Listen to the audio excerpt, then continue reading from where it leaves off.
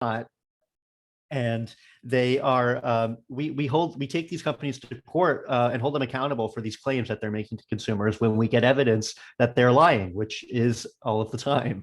And we work with groups. We're very proud to represent groups including Socially Responsible Agriculture Project, where Maria is from, and a bunch of other organizations that are fighting for animals, the environment, workers, and rural communities. And the general, premise of our work is that, as some folks know painfully well here, laws and regulations that actually govern these facilities are often very weak, or even when they are not weak, we have to rely often on the government to enforce the laws, and the government is often not sufficiently motivated to do their job. And so what we do is, even if we can't directly go after these companies for violating environmental laws, for example, or worker safety laws, et cetera, we can at least go after them when they lie to consumers about what they're doing. And so, yeah, that's our work in a nutshell. And yeah, I'm really excited to be here and have this conversation with all of you. Thank you so much, Jay. Mark? Hi, I'm Mark Frondorf, the Shenandoah Riverkeeper and part of the Potomac Riverkeeper network. We have 3 Riverkeepers in our network. In addition to me and the Shenandoah, we also have an Upper Potomac Riverkeeper and then a Potomac Riverkeeper. And one of the distinguishing features between our organization looking at rivers and, say, friends groups like, Friends of the North Fork or Friends of the Rappahannock, all of which do great work, is that Riverkeeper organizations will litigate. We will actively use the laws on the books, federal, state, and local, to ensure that environmental regulations and laws are being obeyed and protected. Out here in the Shenandoah Valley, we have 700 poultry CAFOs and approximately 30 cattle CAFOs that we look at and examine, and especially with its impact upon the river. And there are lots of issues and lots of challenges, but that's in a nutshell what it is that we do. And I'm very happy to be here and share in the conversation. Thank you all so much. So I think we can dive into the discussion. I will just flag that at the end, we want to save some time for audience Q&A, field any questions there. So the first question we have are, what are some environmental health concerns you've seen related to concentrated animal feeding operations? And who do you see being most impacted by these industries? And what bearing does all of this have on EJ as a whole? So Mark, if you'd like to kick us off. Sure. Out here in the Shenandoah Valley, we raise 180 million plus chickens a year, 18 million turkeys, about 500,000 head of cattle. And they generate about 400,000 tons of poultry litter and over 1 billion, that's a B was as boy, gallons of liquid manure. And that has to go someplace. And if it gets put on land that needs it, that there's an agronomic need for it, that's great. But oftentimes it's being put on land that's already saturated, and the land cannot hold on to the phosphorus, resulting in it running into the river and streams. And we get heavy algal blooms. And right now we are experiencing a 52.5-mile harmful algal bloom over on the North Fork of the Shenandoah. And this was issued by the Virginia Department of Health. And so we are, actively looking and doing everything we can to try to address this. We've sued the EPA twice and lost for accepting Virginia's impaired waters list without putting the Shenandoah on it for excessive algae or nutrient overload. And the questions that we look at are, why should the residents living and recreating here in the valley that use the North Fork of the Shenandoah as their local swimming hole, why did they have to suffer? So agricultural operations can externalize their costs onto everyone else living and working in the valley. Why should businesses such as outfitters and restaurants and campgrounds and lodging that rely on clean water and a healthy river suffer so it can be business as usual? No one right now wants to go out and recreate on the North Fork of the Shenandoah. No one wants to go to restaurants or engage with outfitters or go fishing over there. And so it's really suffering. If there is one sort of distinguishing feature in the valley, we don't have one single community that is suffering sort of a traditional environmental justice issue, because the whole river is suffering. A lot of this material just washes into the river, and it affects all communities as it flows downstream. So that's what we're doing here. Thank you so much, Mark. Maria, if you'd like to go next. Sure. So when I talk about environmental health, I talk about not only what's happening with the environment, but the exposures and how it affects public health. And Dr. Wilson has been a great partner with a lot of the work that we do down here, because it involves citizen science. So some of the impacts, my family was actually impacted by the industrial ag system, by factory farms. There was a movie called Right to Harm where they kind of followed some of the families and highlighted what people actually go through. And a lot of this is in environmental justice communities that are already overburdened. So with my family, there were times, multiple times, that I pulled my child out of the bathtub and literally he had palm-sized blisters all over his body after a mass mortality at a factory farm across the street. And when something goes wrong at these facilities, because you are dealing with so much waste and so many animals, it happens in a big way. And there's big impacts to public health. My child would actually get off the school bus and vomit because of the odors.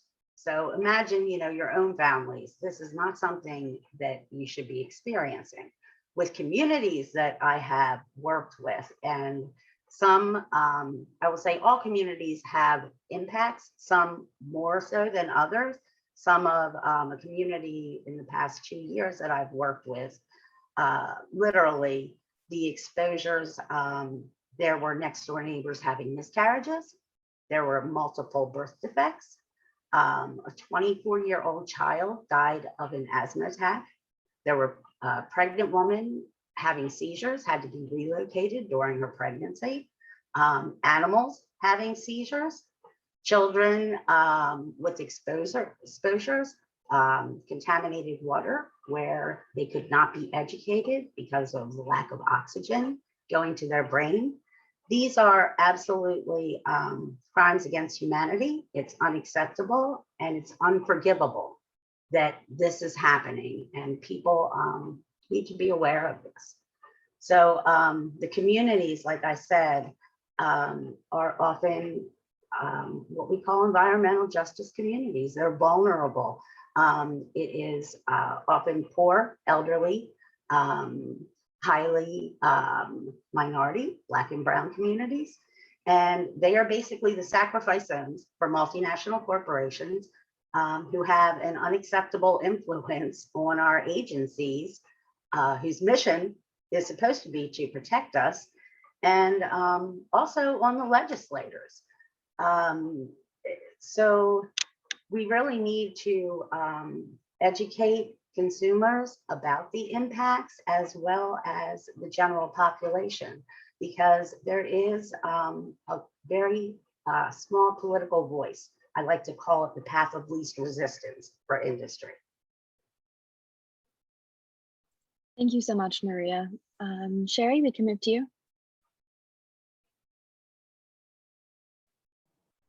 Sure. I absolutely agree with a lot of what Maria has said. Here in North Carolina, in the southeastern part of the state, we have 4 counties that are in the top 20 in the nation in swine production.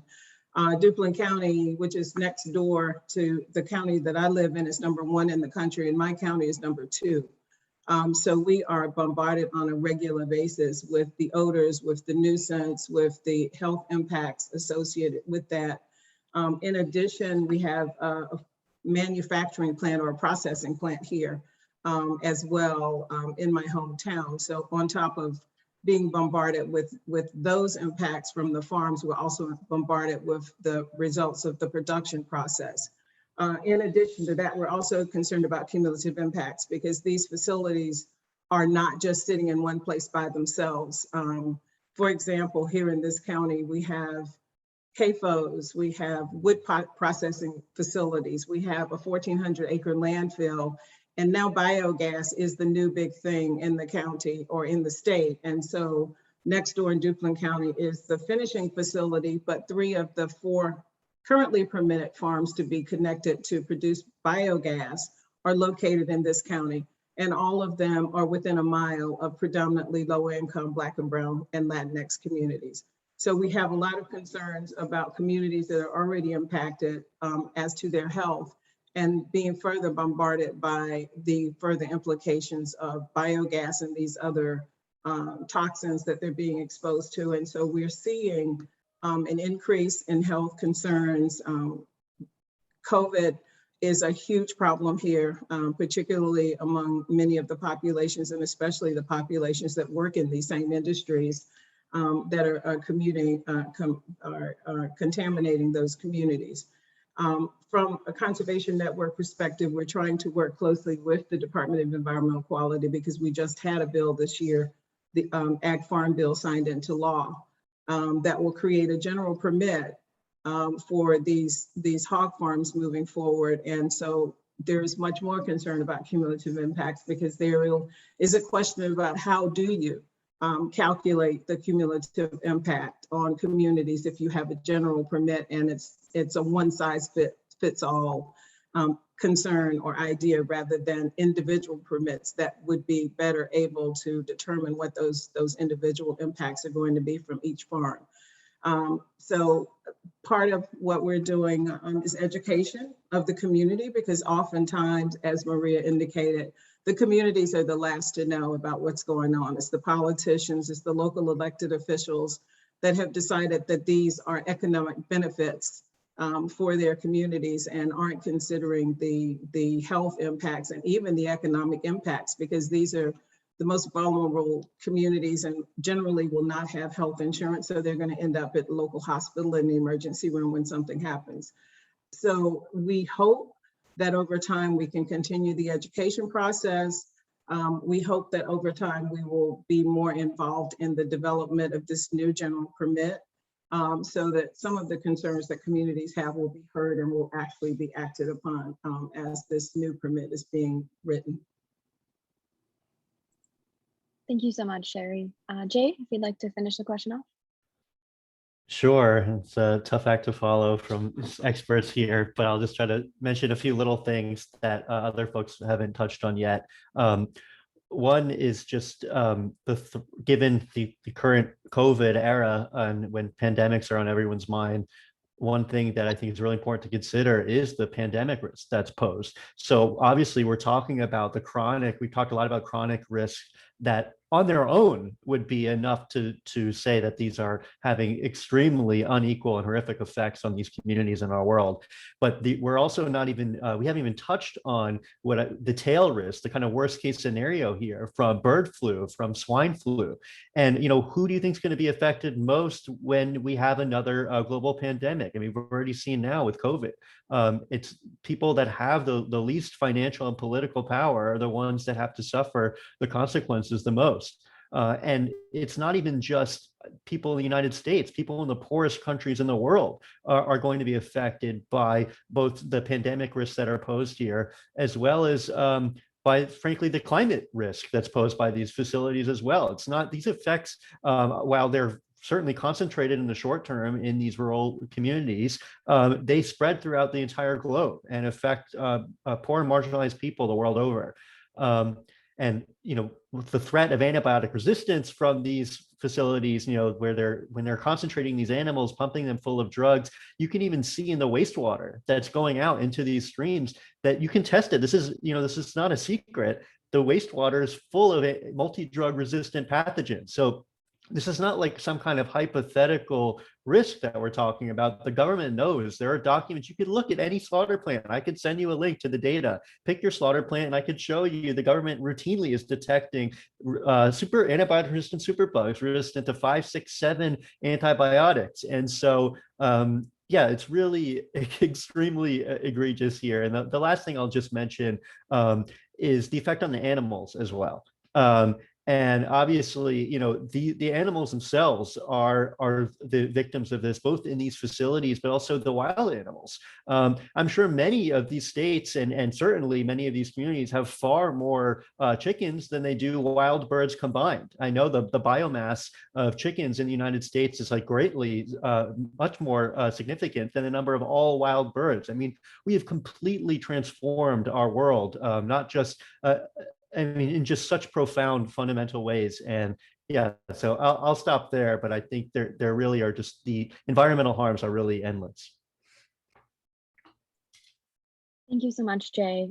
So we've talked about the impacts of these industrial operations on local residents. Now I'd like to turn to Maria and Jay to kind of speak more on the impacts on workers. Is there a lot known right now about the impacts of processing plants on workers, and what additional impact is COVID-19 having on the agricultural workers and processing plant workers in your states? Oh, Maria, I think you're muted. Okay, so as Jay was mentioning, when we talk about the processing plants, and I think Sherri touched on this as well, the pandemic kind of pulled this curtain open, right? To show what we who all work in this space known for a very, very long time. These are very dangerous jobs. There is not spacing in between. The line speeds are incredible. There is a big turnover in these jobs because these are not good, well-paying jobs. The pandemic opened that curtain, but you know what it also exposed? The lack of humanity for the value of the employees as human beings. We kept calling essential workers essential. But they are not disposable. Okay, this is something that we really need to look at when we saw policy and things happening.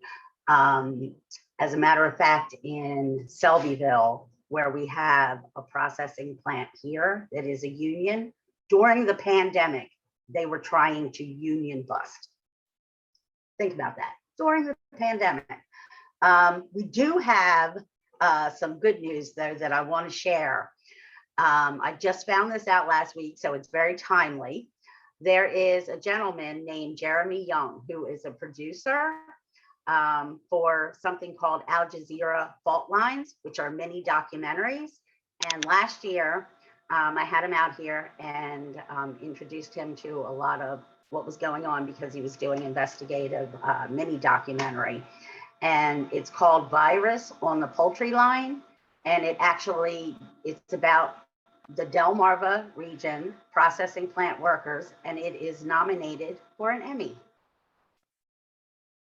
So it's well needed attention that the general public, these folks are in the shadows. People have to realize that a lot of these processing plants, they use temp agencies. So a lot of the workers, there are people that have worked for the temp agency. I'm talking 10, 14 years for the industry. They don't have health insurance. When the virus hit and they had time off of work, they didn't get paid for that time. So there's many, many, many problems with this, but I'm glad to see that some light is being shown on this because it's just one more problem. Yeah, just to add to that, so many of these workers, just from an environmental justice standpoint, are immigrants in particular, which adds a whole other layer of marginalization and risk to these workers, where they know and they rightfully are afraid, both documented and in particular undocumented workers, that they risk severe consequences if they can't maintain their job there, or if they don't play nice with their bosses, because they could be effectively jeopardize their status to be able to stay in the country. And these employers know that, and they take full advantage of the fact that they can basically explicitly or implicitly threaten their employees with these immigration consequences. And I'd say, just to get into some of the details of things that, beyond COVID, which I think Maria really covered well, this is one of the most dangerous jobs in the country. I mean, if you can just look and see these, industrial agribusinesses, I mean, slaughterhouses in particular, top the charts as being some of the most dangerous places to work in the United States. And both through like egregious, issues where people often amputate their fingers or their hands through accidents, but even just when everything goes according to plan, there's just no way that it's just the toll that it takes on your body through these chronic motion injuries just from cutting the same thing over and over again all day, every day, the same way. Even when everything's going according to plan, people suffer these severe chronic injuries. And they are routinely exposed to chemicals, disinfected chemicals, which just, in many countries that more humane countries, they don't even allow meat to be treated with disinfectant chemicals. But here, in order to make up for the way that we like to do food safety in the US, is we say, let's do it in a really unsafe way and develop all of these pathogens, and instead we'll just bathe it in chlorine to kill all of the germs, or bathe it in peracetic acid. But these chemicals, workers routinely report breathing in these chemicals day in, day out, aggravates their lungs and causes these chronic injuries. And that's just, again, when things are going according to plan. There are also chemical spills and leaks that end up killing workers every year in these facilities. And so it's really a brutal industry, not just to the people that live in these communities or to the animals, to the environment, but to the people especially that actually have to work in these facilities every day. Absolutely. Thank you so much. Sherri, Mark, is there anything that you guys would like to add as well? Just to agree with what Jay was saying about workers in the poultry processing plants, and not only how dangerous it is, but how fragile their employment status is as well. When you walk into a poultry processing house in the Shenandoah Valley, you hear just about every language except for English being spoken: Spanish, Portuguese, African languages. They feel that they are on the margins working, and that they really don't have the opportunity to have any kind of voice to express anything for fear of losing the job that they have supporting their family. And I think the other factor that we also have to think about is many of these homes are multi-generational homes. So not only are the workers being exposed in those factories, but they're taking those diseases home, and those diseases are being transmitted to other family members. So it becomes a cycle of disease for a lot of these communities. And somehow we've got to break that cycle when we start looking at the impacts of these factory workers.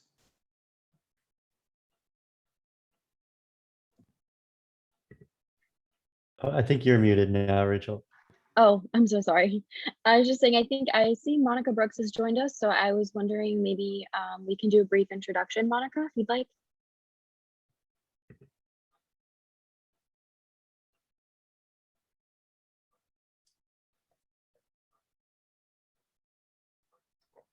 Oh, sorry, I couldn't find my unmute button. Okay, so as you can see, well, I don't want you guys to see, I'm in the car. I'm so sorry I had to come at this time, but good afternoon. My name is Monica Brooks. I'm with Concerned Citizens Against Industrial CAFOs. I'm so happy to be here and invited to be a part of this symposium. And our organization is a grassroots group that literally grew organically from a group of homeowners who had to fight against initially a 13 no land CAFO project. And it took us a few years, but we were successful in fighting off this project from coming. And we're continuing to be an advocate for people, not just as it relates to CAFOs, but also air quality, water quality, and now, of course, this manure to energy and other aspects of pollution that are coming from agriculture. Thank you so much, Monica. We're so happy you could join us. So the next question we have is talking a little bit more about the policy implications. So in Maryland, activists, scientists, and policymakers have pushed to pass the Community Healthy Air Act that will require the Maryland Department of Environment to study impacts of air emissions from industrial chicken houses and assess any public health impacts.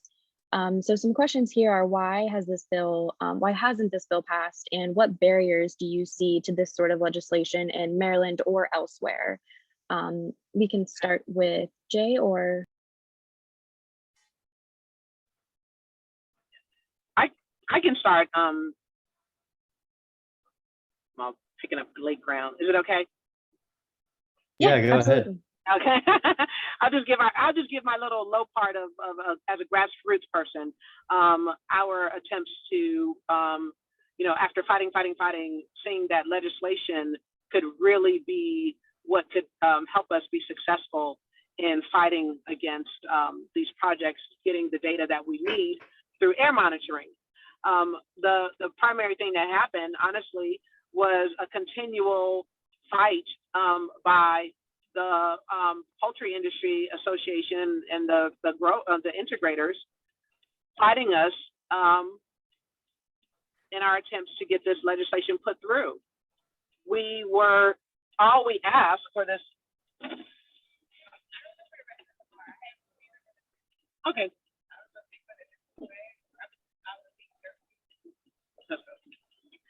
I'm sorry.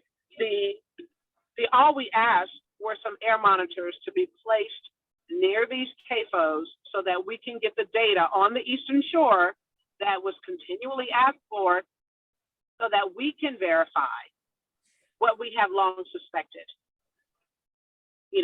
what the problem is, right? And every single time we attempted to get this legislation put through to get some advocacy, they fought us. They fought. Our local legislators would not support us in this at all. And so from that perspective, it made it very difficult. We would have some good momentum. We're getting more, we got more and more, an independent poll was shown through the state of Maryland that the residents of Maryland are interested in this kind of data, are not supportive of CAFOs, but we could not get this legislation put through. And I'll just leave it there and let Jay go ahead. I think Maria's expert here, though. Yeah. I don't have any particular expertise in Maryland, but could speak to some general issues on air emissions, if that'd be helpful. But yeah, go ahead, Maria. All right, so I think what the Community Healthy Air Act, this is a very interesting story. As Monica was talking about, Monica's group had gone in front of, this is what grassroots groups face, and I think it's important that the story, is brought out. So they went to their local government asking for protections because, as Monica said, this was going to be 13 600-foot poultry houses with no land surrounding it. So it was right next to, homes. And they were worried about the emissions. Their asthma rates there are elevated. So they went to local government to ask for setbacks, and they brought science. There was all kinds of scientific evidence that they brought, research, peer-reviewed research, and the local, it was actually at that time, Bill Satterfield was the executive director of Delmarva Poultry Industry, which is the trade group for the industry. And Bill Satterfield told the local government, look, this is Pennsylvania data. This is Georgia data. We don't have Maryland data.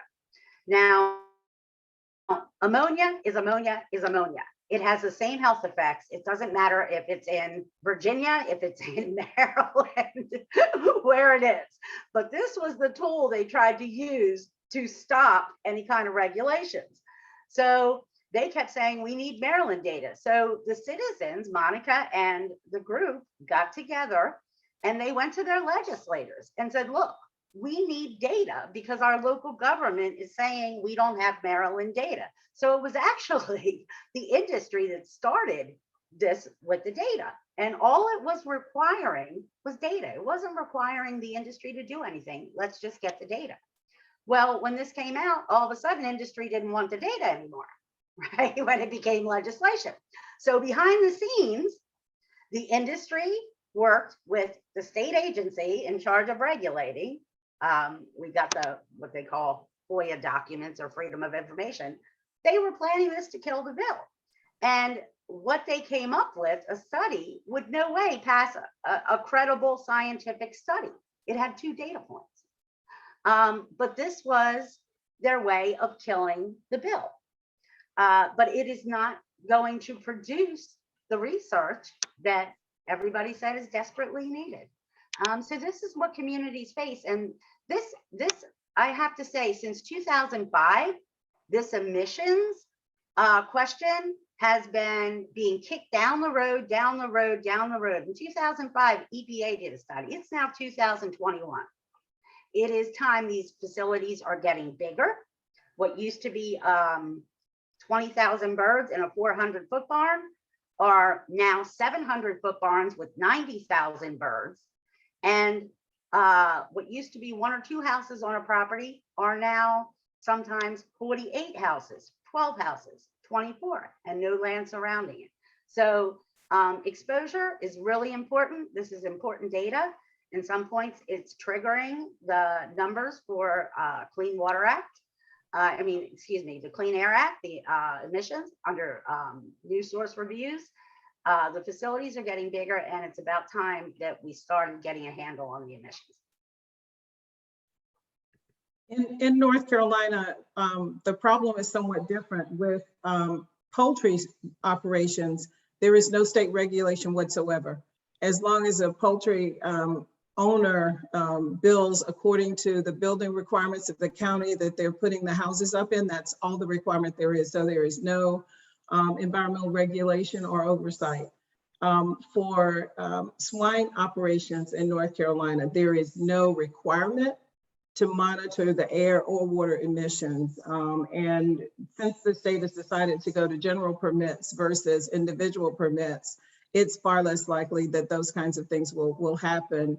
And we're obviously very concerned because 3 of the counties that are in the southeastern part of the state, Duplin and Sampson, 2 of which are, there are 3 counties, I'm sorry, in the state that are the largest or the fastest growing poultry producers as well. So not only do those counties have problems with swine production, but now they have multiple problems with poultry production as well. So there are a number of concerns about the lack of regulation and the lack of collection of data so that communities and those who are working in those areas actually know what's going on and can take significant actions to try and reduce exposures.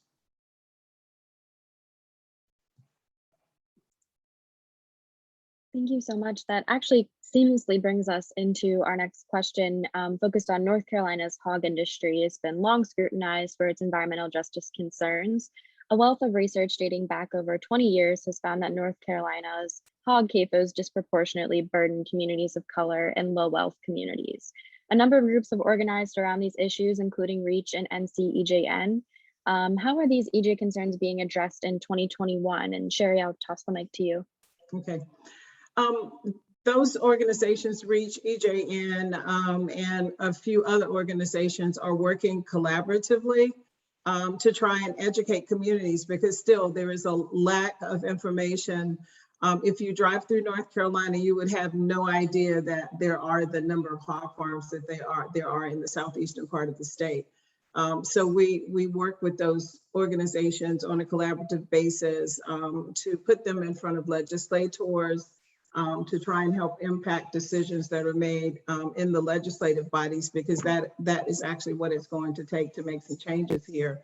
Unfortunately, as Maria indicated earlier, the industry has a great deal of influence over elected officials, both locally and at the state level. So in many ways, grassroots organizations are sort of working extra hard just to try to get their message across.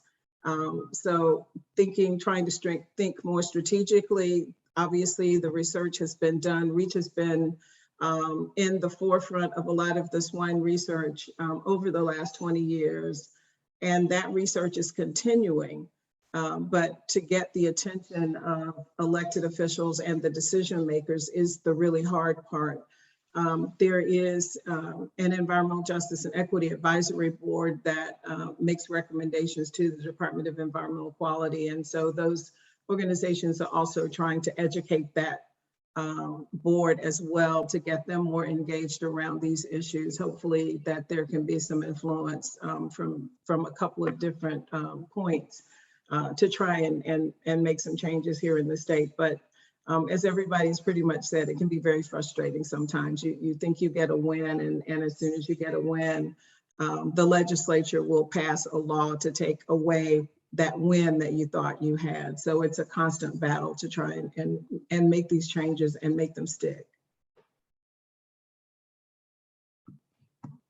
Thank you so much, Sherri. I'd like to Can I open just, it to the- oh, sorry. Yeah, no, I just want go ahead. to add one thing to, it's just so maddening, the political aspect of this, especially when we're talking about Delaware and Maryland. We're not talking about deep red states here. These are in fact safe blue states, and it's just unthinkable to me that these Democrats, frankly, to not just go along with the industry, but are, you know, vocally supportive of the industry, and even, you know, some folks chairing, you know, the Senate Chicken Caucus, you know, in the U.S. Senate. And it's just, you know, there's no excuse for this. But I think that there's something that, to me, I find it empowering. I think this can change, and we just need to organize with broader coalition in the Democratic Party to make sure that these environmental issues, relate directly to the platform of the party as a whole. They're part of addressing, you know, part of a Green New Deal, part of addressing climate change, part of just the broader Democratic Party's commitment to environmental issues. This has to be seen as part of that agenda, and I do think it is possible. I think one of the things we face in North Carolina, though, is that because it's where these facilities are located are so rural, that a lot of the jobs associated with that industry are very important to livelihoods in the communities. So one of the things that we are trying to work toward or have more conversations about is making it safer for the folks who work in the industry, as well as the communities who live around those industries. And even that conversation is oftentimes a difficult conversation to try and have.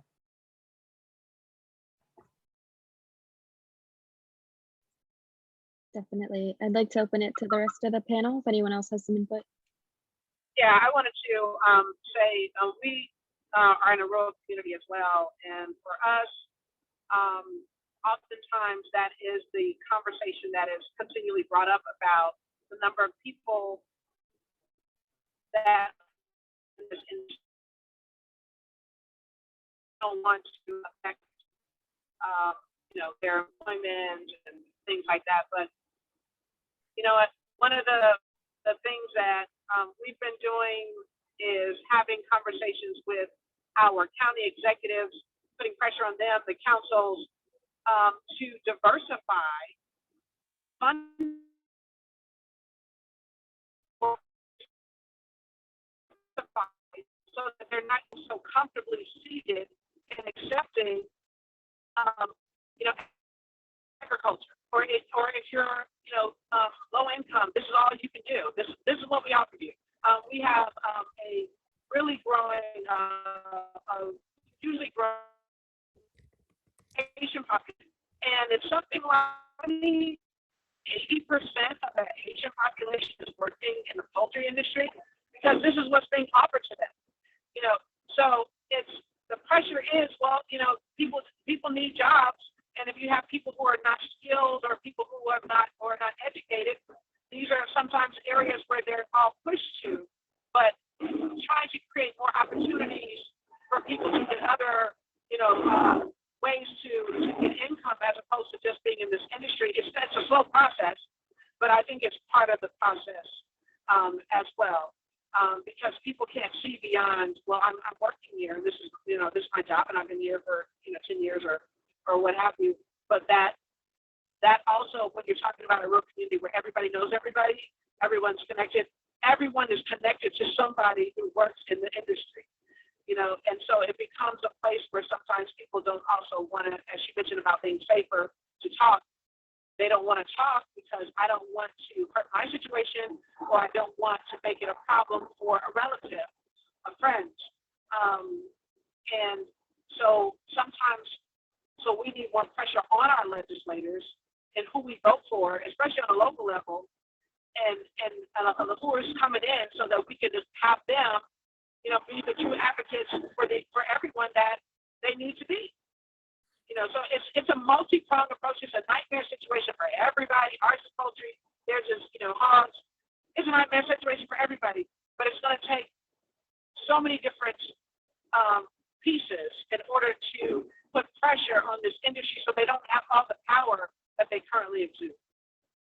So if I can add in right here, I think this is a good segment for this. We have something in our country, in all the agricultural states, called right to farm laws.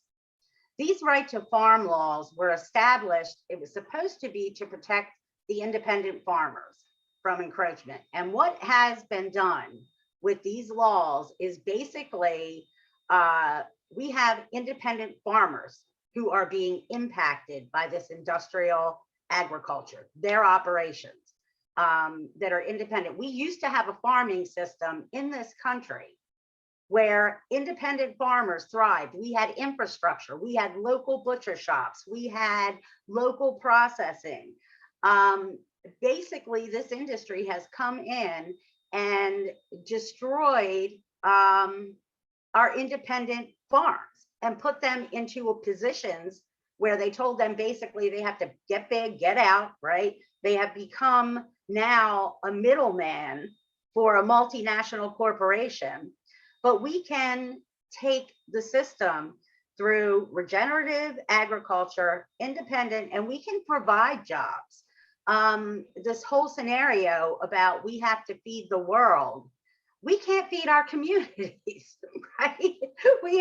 So I think somehow the whole system has been guided towards this, and this is what we need to change.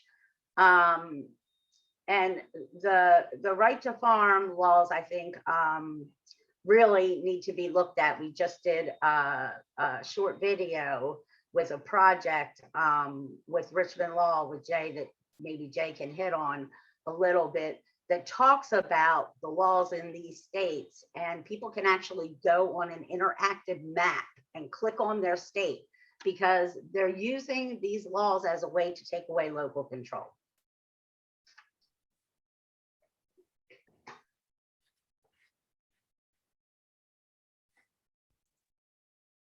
Jay, was there anything you wanted to add there? No, I think Maria, you all covered it. But yeah, just shortly, I would just say that right now there are so many excellent groups that are doing this work all across the country. But one thing that we've been working with Maria on is to try to bring folks together a little bit more and join forces, because the industry is doing that very well. And that's partly, I think, the source of their success is their consolidation. And so we want to create centralized resources that bring these groups together and kind of multiply everyone's impacts. Thank you so much. So a really great thing I think about this session is that we do have voices from multiple states. So I do want to move over and talk about the Virginia State Bill 704, which provides state money for keeping cattle out of the Shenandoah River and developing a nutrient management plan so that related costs do not overburden farmers. In the few years since its passing, has this legislation significantly reined in the number of cattle that do contaminate the river? And we'll toss this one to Mark. Thanks. Yeah, Senate Bill 704, it's an important piece of legislation, but like Winston Churchill said, there are two things you never want to see made. One is sausage and the other is laws. And it started out as being a fairly strong bill. It got weakened down through multiple iterations, but nonetheless, when it was finally passed by Governor Northam, it set a date to the end of 2025 to get cattle herds out of directly accessing Virginia rivers and perennial streams. So not just the Shenandoah River, but all rivers in the Commonwealth and blue line perennial streams. And since that has passed, we are starting to see improvements in the number of herds getting removed from directly accessing the rivers, stream exclusionary fencing, alternative watering sources. When we started our efforts approximately 10 years ago, there were over 80 cattle herds directly accessing the river. And we essentially went after them and tried to get funding for those herds to get them out of the rivers and on the 3 reaches of the Shenandoah. And now I'm very proud and happy to say that we got that number down into single digits. And so less than 10. And since we're at that level, it's starting to take on characteristics of the county fair whack-a-mole game, where we punch one down here and another one pops up over there because of land sales or someone deciding to bring a herd down to the water. And so we are seeing improvements in getting cattle out of all the Virginia rivers and streams. And the other piece of that legislation that was really important is it really put the Virginia legislature on the hook to provide cost share funding to make this happen. And so for this year, fiscal year 2022 coming up, the state allocated $65 million for agricultural BMP cost share funding. And so, they're putting their money where their mouth is. And so that's an excellent thing. But when you look at DEQ's own records regarding nitrogen reductions and phosphorus reductions, you see very little coming from agriculture, like almost nothing actually.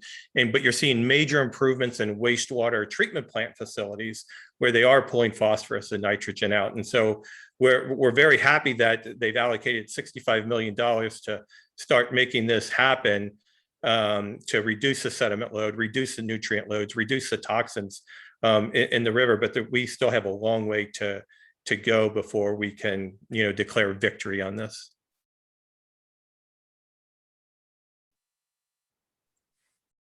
Thank you so much, Mark. So noting we're getting a little close on time, I do want to leave some time at the end for any audience Q&A. I want to open this final question to the panel for everyone to answer. Considering the various barriers to justice that many rural communities face, what strategies do you see as being useful to achieving environmental justice? And what sorts of actions or tactics have you employed to further your cause?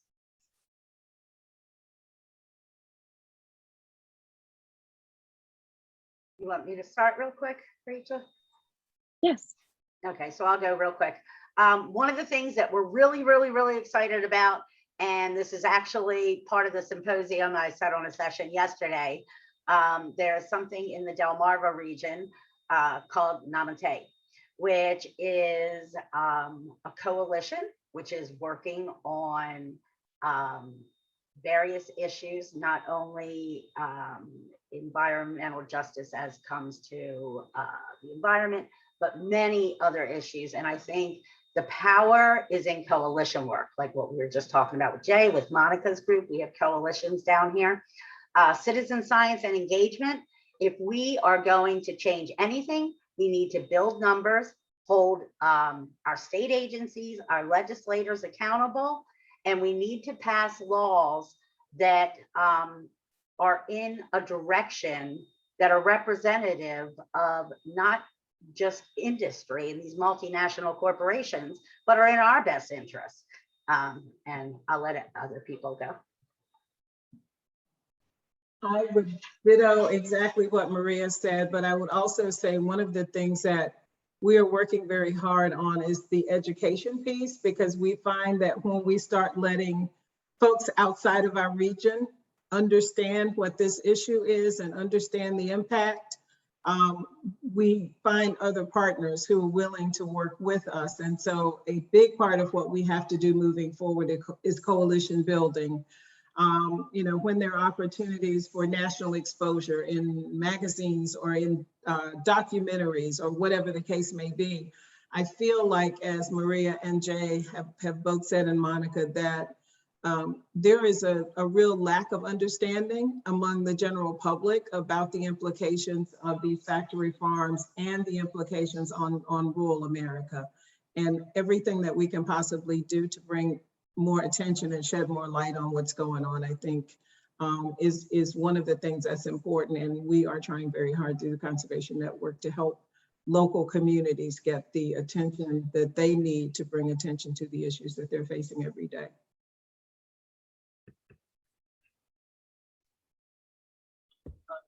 I agree with everything that's been said. Certainly when you are a citizen and you start this, you engage in this process, the idea is to make you feel isolated and alone, that no one wants to hear what you're saying, or you don't know what you're talking about, or your voice doesn't really matter. That there's big I's and little U's, and part of the first part is encouraging people to say your voice does matter. What you say does have value, and it's everything can start with a person, with 3 persons, and then build upon that. That's what happened with us. You're taught, and you also learn to focus on what it is that you are similar in. What are your overlapping issues that you're most concerned about when you're coming together with coalitions or even building a grassroots group, as opposed to what you don't agree on. You end up finding that you will grow a group like Concerned Citizens with everything that people say can't work together, we all in there because we have a common goal. So we need to know what our goals are and fight for that and support each other. And again, the coalition part, as already been said, cannot emphasize enough just how valuable that is to provide the other pieces that you don't necessarily have in your wheelhouse to build something stronger, so that when the forces come against you and say, oh, you don't know anything, or you don't have this and that, oh yes we do, because here we have this person that is an expert in this science, or this person is doing this part, and so that we can really put the pressure where it needs to be.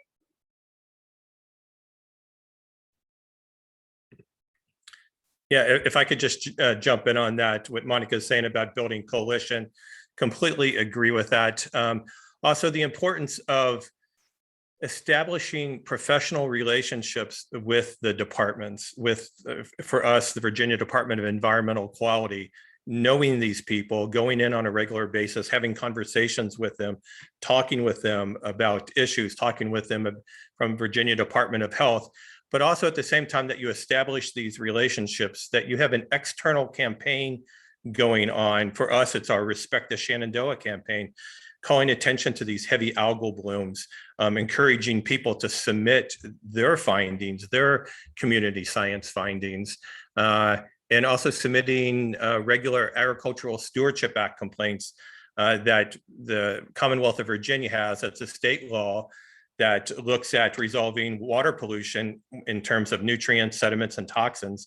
And so taking advantage of all the available laws that we have at our disposal, Potomac Riverkeeper Network, we had roughly $2 million in pro bono legal assistance last year. And so when we go in to talk with Department of Environmental Quality or Department of Health, they know that if there's a conversation about a lawsuit, it's not a joke, it's not an idle threat, that we will go and that we will engage and we will litigate and we will fight, and we often win. And having that sort of carrot and stick approach is a very effective way to go about to get changes.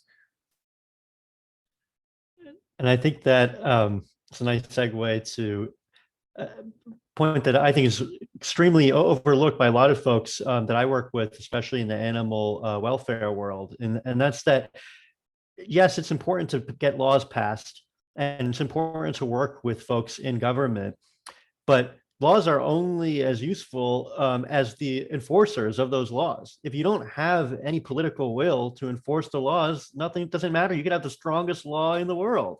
And you could be, and it's not enough to just have relationships with people in government. They need to know that if they don't do what you ask, that there will be consequences. And that means, and so we need to contest elections. We need to get involved at the state level, the local level, county level, not just, thinking about who's going to be president in the 2024. And so we need to be contesting every election if there's not somebody that we believe is actually fighting for our cause. And instead, most folks don't even know who's running to be the attorney general of their state, even though they're the one that's going to have all the power to decide whether these laws get enforced or not. And so I think that's just really essential for folks to keep in mind, that there are people in government that need to be pushed with, and actually know there will be consequences if they don't do what we ask them to do.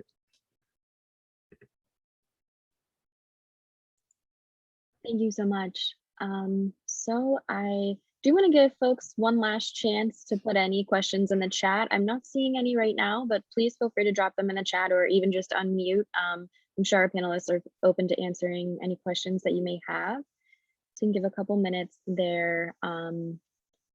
If not, I do have some follow-up questions I'd love for a panel to do. We have one in the chat here. It's from Laura. She says, I've learned that many CAFOs lack adequate healthcare professionals and resources on site for the workers. Have there been recent or ongoing investigations regarding these concerns? If so, how do those running the facilities typically respond? And that's open to any panelists. So I can, and Monica probably can as well, talk to a little bit of this. My experience with the health departments, and this goes in multiple states that I work with, is it's too, Jay was talking about political will. It's too much of a football, it's a hot potato. Nobody wants to deal with it, right? They try to stay out of it. And matter of fact, gosh, a number of years ago, I believe John Hopkins Center for a Livable Future had done a study on this, interviewing the various communities, on are they going to their health departments, what the response was. And the health departments were not basically getting involved in this. But one of the things, so I can tell you in Delaware, we had a case where literally there was a worker that was living in the actual 600-foot poultry barn in the pump house.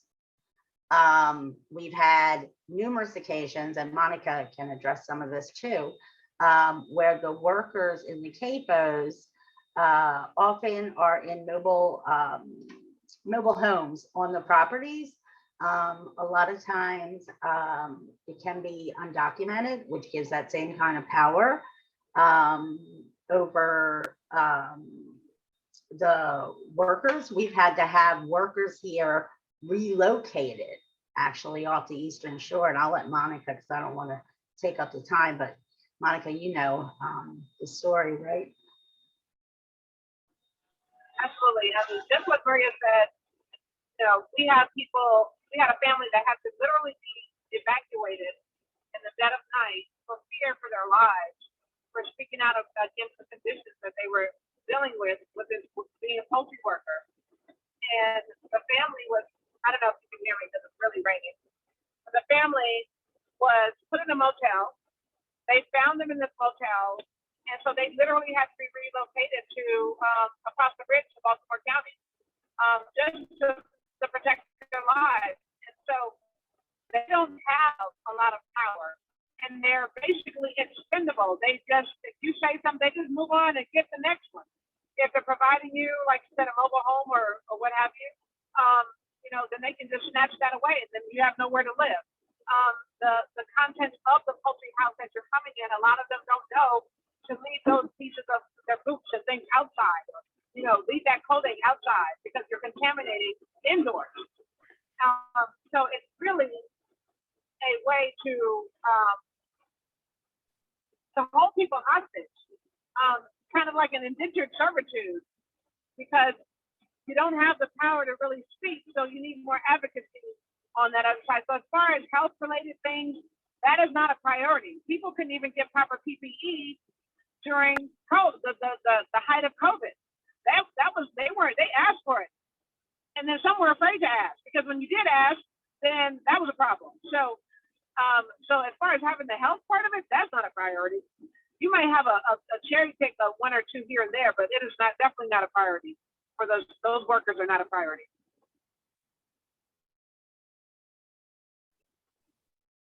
It's not a priority in swine operations either.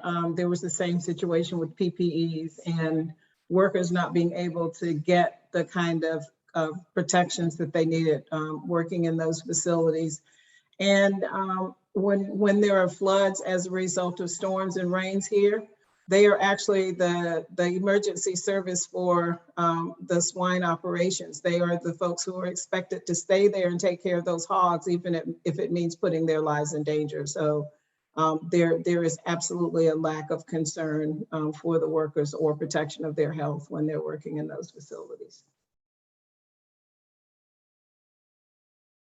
And in terms of how the companies respond, they just lie very publicly. And COVID, I think, has shown just how shameless they are with the lying, going, putting on their websites, on social media, going on the news. And sadly, I think journalists have been way too willing to repeat some of the propaganda from these companies. And which has been really disconcerting, because I mean, after COVID, if you can't see how bad things are, then we really have a problem. Thankfully, there have been some groups, us and some other law firms like Public Justice, Food and Water Watch, that have actually tried to bring false advertising cases to do a little bit to try to counteract these lies that these companies are spreading, both about COVID, but about worker safety more generally. And that's something that we're interested in continuing to do.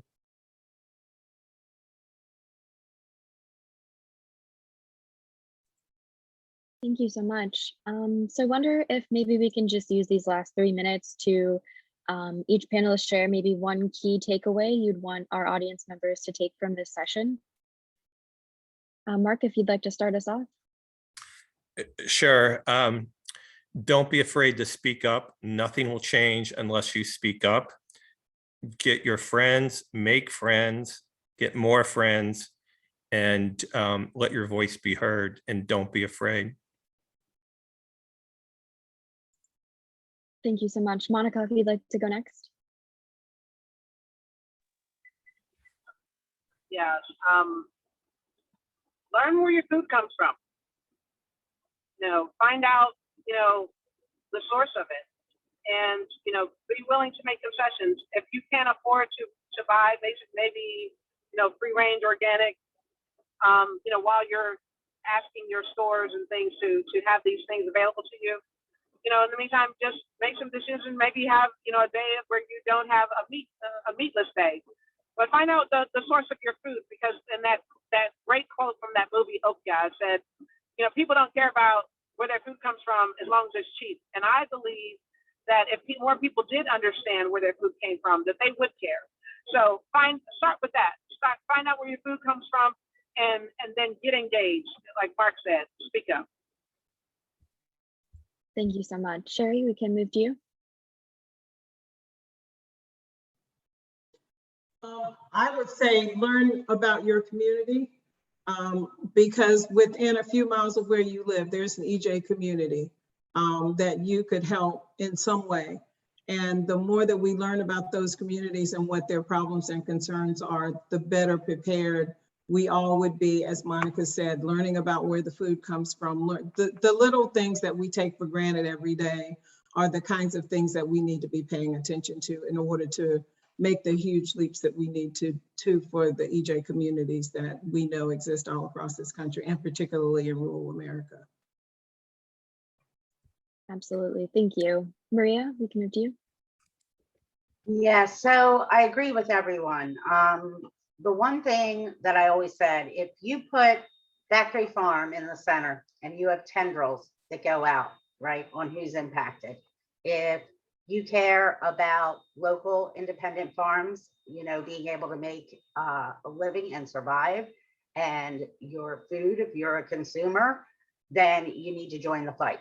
If you care about your tax dollars, where your tax dollars are going and what it's supporting in this issue, A lot of people don't realize their tax dollars are paying for concrete pads, for underground manure storage, for where I think most people would rather this money go to something to support a small farmer and a renewable ag system, something that creates healthy communities. We have the option where we should be building healthy communities. If you care about animal welfare, animals' natural behavior, this is your fight. If you care about public health, if you care about protecting the most vulnerable, because these are put oftentimes, and the processes, like Sherri was, these, you know, they're put in the path of least resistance in communities that do not have a voice. If you care about workers' rights, this is your fight. This is, it belongs to all of us. So please be a voice to those, and for all of us to drive our food system in a way that is sustainable for the planet, healthy for communities, healthy for our environment, and healthy for our families. Thank you, Maria. Jay, if you'd like to finish the question off. Sure, I'd say get organized and get involved in electoral politics. I mean, it's ugly, I get it, people don't like it, but the industry wins because of that attitude. You better believe they're very engaged in electoral politics. And we should be, there's no excuse for anyone, any elected official that has any power over these issues, and there's tons of them at the state, local, federal level. There's no reason why they should not have to at least answer a questionnaire about what their opinions are on the various issues that matter to these communities. Yes or no? Are you willing to strengthen this law or that law? Do you support this proposed legislation or not? Do you support stronger enforcement of this law or not? And we should know that. And if we're not satisfied with the answers we're getting, then you got to run yourself, or find one of your friends to run. But there's just no reason why this should not be on the forefront of their mind, because tons of other, I mean, as I said, the industry is doing this work, and we need to kind of fight fire with fire. Thank you so much. I just want to give a huge thank you to all of our wonderful panelists for being here and sharing such valuable insights during this session. And thank you to our audience members too for tuning in. We really appreciate all of you. And the next sessions will begin at 1 p.m. after a brief lunch break. So again, thank you so much. Thanks, everyone. Thank you for having us. Thank you. Thanks so much. Thank you so much. Thank you. Thank you.